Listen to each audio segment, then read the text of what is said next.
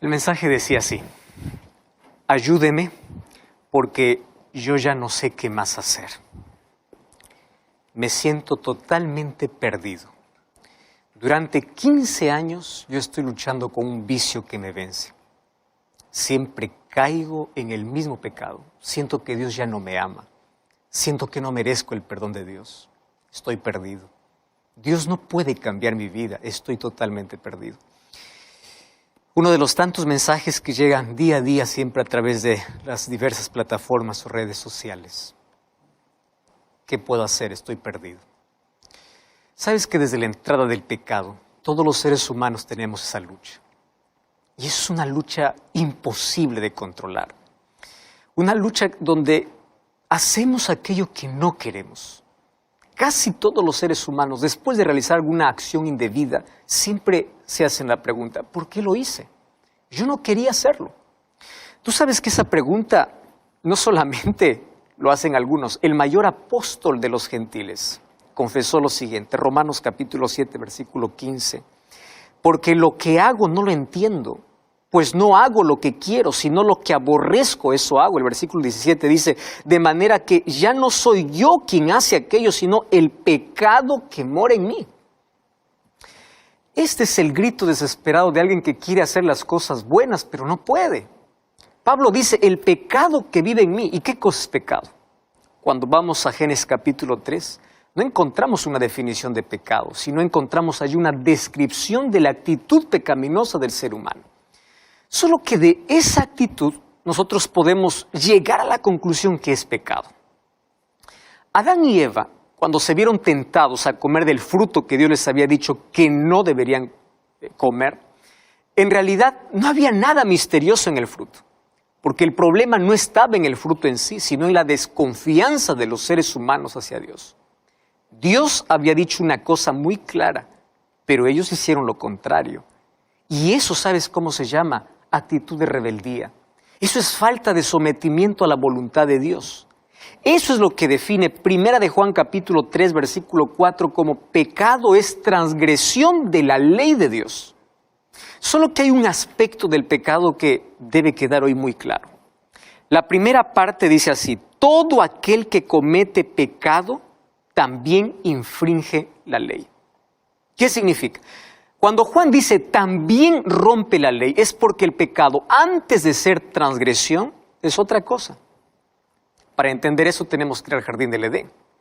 Adán y Eva, antes de comer del fruto, ellos primero tenían que alejarse de Dios para seguir su propio camino. ¿Cómo? Se habían acercado voluntariamente al árbol prohibido. Y tú recuerdas cuando la serpiente se presentó, y cuando presentó el fruto, Eva, antes de comerlo, primero tuvo que dudar de la palabra de Dios y creer a Satanás. Dios había dicho así: el día que comieres de este fruto vas a morir. ¿Qué cosa dijo la serpiente? No moriréis.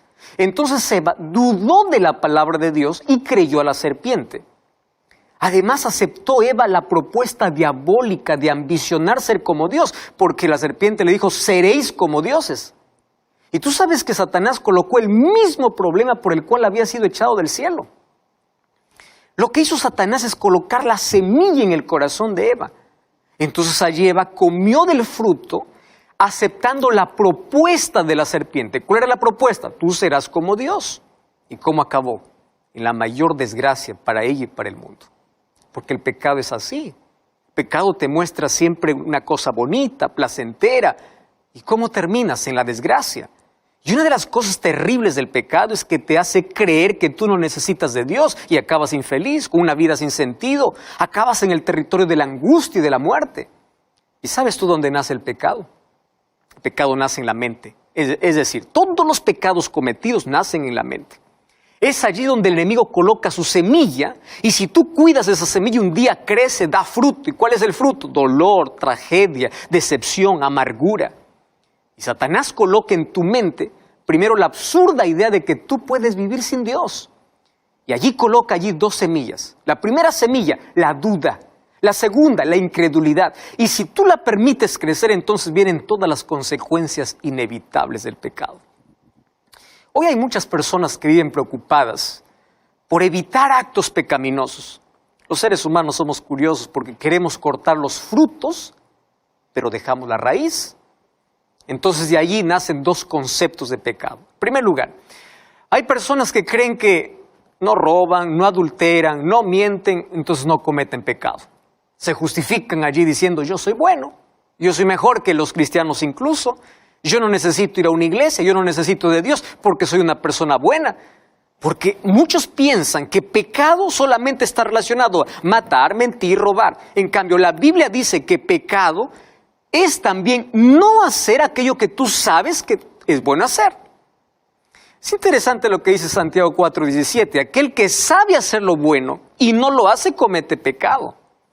Y el apóstol Pablo en el libro de Romanos capítulo 14, versículo 23 dice, todo lo que no proviene de fe es pecado. Entonces, pecado no solamente se trata de hacer. Hay muchos que viven en pecado aún no haciendo cosas malas. A veces solo pensamos que pecado es una lista de cosas que si no hago yo ya estoy salvo.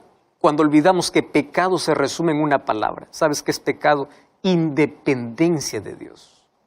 Entonces, cuando tú no tienes una relación cercana con Dios, estás en pecado aún cuando llenes tu vida de cosas buenas. Y sabes que en algún momento van a aparecer los frutos, porque la raíz está en tu corazón. Recuerda que cuando el pecado comenzó en el cielo, Lucifer no mató, no robó, él simplemente se independizó de Dios. Y él mismo hoy coloca la idea absurda en la mente de las personas que es suficiente no hacer cosas malas para salvarse, con tal de que la persona viva sin un relacionamiento con Cristo. Y ahí viene otro segundo grupo de personas que dicen así, yo no puedo vencer el pecado. Y hay personas que dicen, yo tengo que primero dejar el pecado para ir a Jesús. Primero voy a dejar el alcohol, el cigarro, el vicio, creyendo que tienen poder para vencer. Cuando Jesús nos invita y dice, ven a mí como estás, porque es con su poder que somos transformados. Porque si tú puedes cambiar solo, entonces ¿para qué necesitas de Dios? Nadie abandona el mal camino para ir a Dios. Es cuando vamos a Dios que ocurre un milagro, cuando nuestros ojos espirituales se abren, cuando podemos ver nuestra condición. Allí ocurre el arrepentimiento. Y es allí donde el Espíritu Santo nos hace abandonar ese mal camino. Eso se llama conversión. ¿Y sabes qué cosa es triste? Hay muchos que están convencidos, pero no están convertidos, porque necesitan del Espíritu Santo. Esa transformación hace el Espíritu Santo en nuestra mente. Porque cuando cambia nuestra mente, cambia nuestras palabras, nuestras actitudes, nuestra visión de la vida, cambia nuestros hábitos, cambia nuestra alimentación, cambia todo. Ese es el cambio real. Sin el poder del Espíritu Santo, los cambios son apenas superficiales, son apariencias externas. Una de las cosas que menciona Pablo en Romanos capítulo 7, versículo 17, dice, el pecado mora en mí. Pablo habla de una lucha en su mente. ¿Y sabes a qué se refiere? Allí se refiere a la naturaleza pecaminosa que surgió justamente cuando el ser humano cayó allí en el jardín del Edén. Entonces aquí yo quiero resumir ese concepto. Nadie es pecador porque mata, roba o miente. Todo eso lo hace porque es pecador. Si no fuese pecador, jamás cometería esos actos de pecado. Entonces, nuestro problema es que luchamos por cortar los frutos, que es consecuencia de vivir lejos de Dios. Cuando la solución es que Cristo comience a transformar nuestra condición de pecado. Por eso David decía en el libro de Salmos, capítulo 51, versículo 5, dice, en maldad he sido formado y en pecado me concibió mi madre. O sea, él está diciendo, yo soy pecador desde que nací. David aquí se refería a la naturaleza pecaminosa que todos nosotros tenemos desde que nacemos. El niño ya nace con tendencia al pecado, o sea, a vivir alejado de Dios. Eso es por naturaleza. Pero nadie es culpable por haber nacido en una situación de pecado. La culpa por el pecado comienza cuando el ser humano niega la medicina para su problema. El problema no es tener la herida, el problema está en rechazar la medicina que nos puede curar. Y la medicina para nuestra condición de pecado es Jesús. No es un título, no es un grado académico, no es riqueza, no es sacrificio humano, no es una penitencia, es Cristo. Por eso Jesucristo vino a este mundo para salvarnos. Él es la única solución para el pecado. El ser humano con sus esfuerzos no consigue nada. Todo lo que puede hacer es cubrir su desnudez con miserables hojas de higuera. O como dice Jeremías, podrás amontonar jabón, podrás lavarte con lejía, pero jamás podrás quitar tu maldad a menos que permitas que Cristo te salve. Por eso es que Jesucristo cargó sobre Él tu pecado y mi pecado. Y Él nos libró de la condenación del pecado. Y solamente en Él podemos ser justos. No por nuestras obras. Por eso es que todo lo que necesitamos es ir a Jesús, vivir en comunión con Él. No existe salvación fuera de Él, no existe esperanza, no existe vida, no existe nada, porque Hechos 4:12 dice, no hay otro nombre bajo el cielo en quien podamos ser salvos. Tú sabes que la vida sin Cristo es una muerte lenta.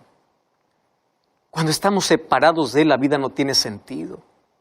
Jesús dijo en Juan 15:5, separados de mí, nada podréis hacer. O sea, sin Cristo estamos completamente perdidos. Sin embargo, con Cristo no importa nuestra historia de pasado, no importa los errores pasados. Cuando tenemos un encuentro con Él, Él cambia para siempre nuestra historia. Un asesino llamado Pablo, cuando se encontró con Jesús, fue transformado de perseguidor a proclamador del Evangelio, porque para Dios no existe caso perdido. Cuando voy a la Biblia, encuentro una historia realmente impresionante en el libro de Lucas capítulo 23, versículo 33 y versículo 42. Ahí cuenta la historia de un hombre que toda su vida estaba manchada por el pecado. Y un día, por consecuencia de su pecado, estaba condenado a morir. Sin embargo, allí minutos antes, minutos finales de su vida, tuvo un encuentro con Cristo que le dio esperanza y salvación. Tú sabes que de Jerusalén salían dos caminos, uno para Jericó y otro para el monte Calvario. El camino a Jericó era peligroso porque ahí estaba lleno de ladrones, guaridas de malhechores listos para hacer daño. Ahí en ese camino habían criminales con una vida depravada que justificaban sus actitudes, una vida miserable, una vida vacía. Y esos criminales se olvidaban que un día por haber elegido ese camino tendrían que subir otro, que era el camino al Calvario, para pagar todo lo que hicieron. ¿Por qué estoy diciendo esto? Porque el monte Calvario era un lugar para crucificar a los delincuentes condenados. Y tú sabes que la muerte de cruz era la peor de todas las muertes. Ser clavado vivo para morir lentamente es la peor agonía. Tú sabes que nadie puede morir rápido por ser clavado las manos y los pies. Si te fuera a colocar un clavo en el corazón, muere rápido. En la cabeza muere rápido, pero en las manos y en los pies no. A veces la gente quedaba varios días allí colgado en la cruz sufriendo. Y allí tenían que soportar el calor sofocante del día. ¿Tú sabes qué ocurría? A veces las moscas eran atraídas por la sangre de las heridas. Y lo triste era que la ley no permitía que nadie pudiese ayudar a un delincuente mientras estaba crucificado. Y eso es que cuando llegaba la noche, ellos temblaban de frío, porque el viento helado azotaba allí sobre ese cuerpo torturado. Y es allí donde los delincuentes que morían crucificados suplicaban a los soldados para que por favor lo maten, solo que la ley no lo permitía. Ellos tenían que morir solos. O sea, el delincuente estaba condenado a morir de manera lenta. Y sabes que la muerte en una cruz era la muerte más cruel. Esa muerte representaba la venganza de la sociedad contra los que habían abusado. Por eso es que todos estaban de acuerdo que aquel que moría en la cruz estaba bien, porque esos delincuentes merecían morir de esa manera.